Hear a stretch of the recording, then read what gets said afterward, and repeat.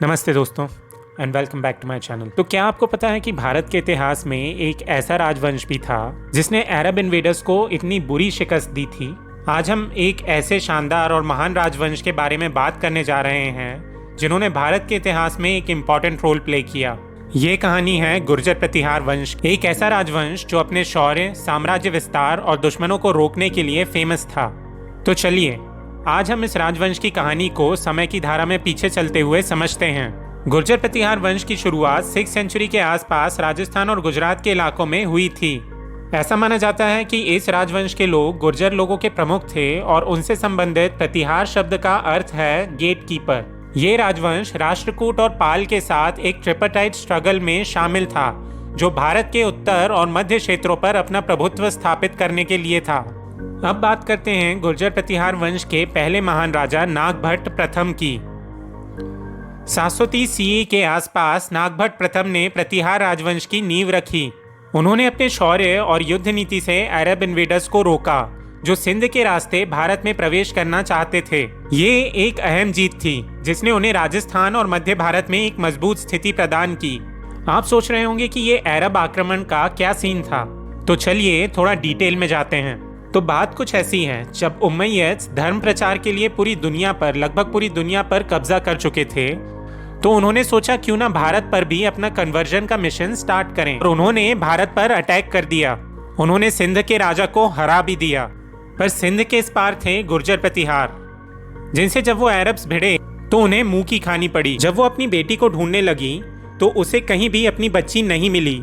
उनके शासन के बाद उनका वंश एक महान साम्राज्य बनने की राह पर चल पड़ा। नागभट्ट के बाद आते हैं वत्सराज, जिन्होंने 780 सीई के आसपास राजपाट संभाला। उनके समय में गुर्जर प्रतिहार साम्राज्य और भी बढ़ गया। वत्सराज ने अपने शासन में पालास और राष्ट्रकूटास के खिलाफ एक सफल लड़ाई लड़ी।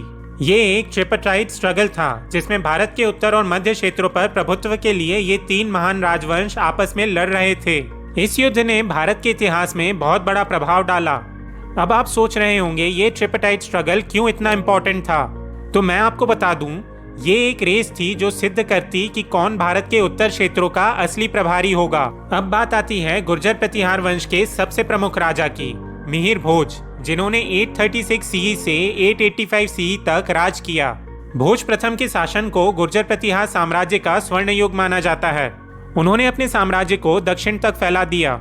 भोज के समय में प्रतिहारास का साम्राज्य एक तरह से भारत के उत्तर, पश्चिम और मध्य क्षेत्रों में अपनी शक्ति का प्रदर्शन कर रहा था। उनके समय में कला और संस्कृति भी फल फूल रही थी। भोज प्रथम के बारे में एक इंटरेस्टिंग बात यह है कि उन्होंने अपने आप को आदि वाराह कहकर बुलाया, जिसका अर्थ है भगवान विष्णु का वाराह अवतार। ये उनकी भक्ति और राज्य अभिषेक का एक अनोखा तरीका था। मिहिर भोज ने अपने साम्राज्य की सीमा को बंगाल से लेकर राजस्थान तक फैलाया और दुश्मनों को हराने में भी सफल रहे। उनका राज्य केवल राजनीति तक सीमित नहीं था, बल्कि उन्होंने व्यापार, संस्कृति और कला को भी प्रोत्साहित किया। भोज के बाद उनके पुत्र महेंद्रपाल प्रथम ने गद्दी संभाली, जिन्होंने 885 सीई से 910 सीई तक शासन किया। महेंद्रपाल भी एक श्रेष्ठ राजा थे, जिन्होंने अपने पिता के साम्राज्य को बढ़ाने में योगदान दिया, लेकिन उनके बाद का समय प्रतिहारास के लिए उतना सफल नहीं रहा। प्रतिहार साम्राज्य का पतन शुरू हो गया। महेंद्रपाल के बाद आने वाले राजाओं में वो शक्ति और संगठन नहीं था जो पहले राजाओं में था, जिसके कारण उनका साम्राज्य धीरे धीरे कमजोर पड़ता गया। 10th सेंचुरी के अंत तक प्रतिहारास का प्रभाव खत्म होने लगा। प्रतिहारास के अंतिम राजा थे राज्यपाल, जिन्होंने अपने राज्य को 11th सेंचुरी तक बनाए रखा, लेकिन उन्हें महमूद ऑफ गजनी के हाथों पराजित होना पड़ा। 1018 सीई में महमूद ऑफ गजनी ने भारत पर आक्रमण किया और राज्यपाल को पराजित कर दिया। इसके बाद गुर्जर प्रतिहार साम्राज्य का पतन हो गया और वो भारत के इतिहास में एक पिछली याद बनकर रह गए।